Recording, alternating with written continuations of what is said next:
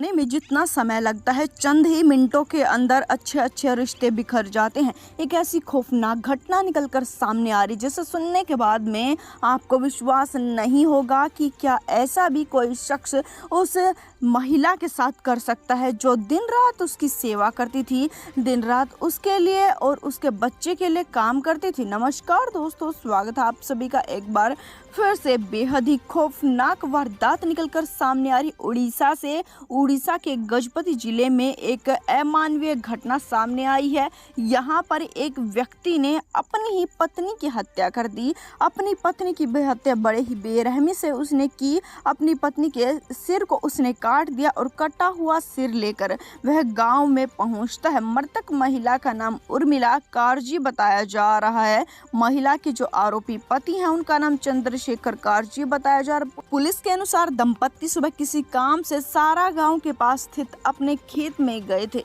ऐसा संदेह जताया जा रहा है कि खेत में जाने के पश्चात पति और पत्नी में किसी बात को लेकर कहासुनी या बहस हुई है, जिसके बाद चंद्रशेखर ने आपा खो दिया और उसी समय पर तेज कुल्हाड़ी से पत्नी उर्मिला का सिर काट दिया।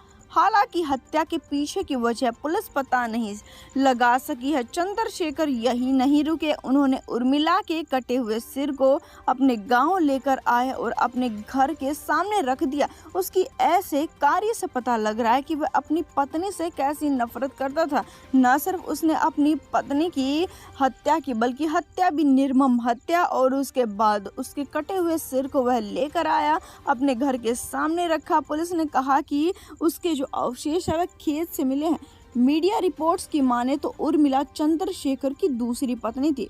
उसका एक 2 साल का बच्चा भी है। चंद्रशेखर की एक बार पहले भी शादी हुई थी और जिस समय पर उसकी पत्नी के साथ वह मारपीट करने लगा था, उसकी पत्नी पर वह हमला करने लगा था, उसकी पत्नी उसके इस व्यवहार से बेहद ही डर गई थी और वह उसे साफ साफ कह गई थी कि तुम अपने बच्चे को अपने पास रखो, मैं तुम्हारे साथ नहीं रहूंगी, तुम एक वैशी दानव हो। जिसके बाद उसकी दूसरी शादी होती है। अभी तक तो यही आशा जताई जा रही है कि चंद्रशेखर का जो व्यवहार उसकी पहली पत्नी के साथ था वही व्यवहार वह दूसरी पत्नी के साथ में करता था। वह उसके साथ मारपीट किया करता था।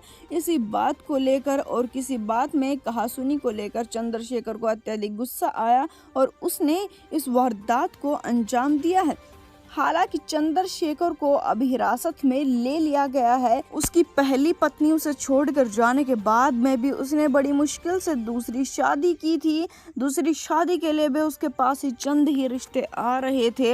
हालांकि उसका बच्चा भी काफ़ी ज़्यादा छोटा था। ये सभी बातें ना सोचते हुए उसने चंद मिनटों के अंदर ही रिश्ता ख़त्म कर दिया, निर्मम हत्या कर दी। इस वारदात के बारे में आपकी क्या राय है, कमेंट सेक्शन में ज़रूर बताएं और इस वीडियो को अपनी फैमिली, दोस्तों, मित्रों के साथ ज़रूर शेयर करें।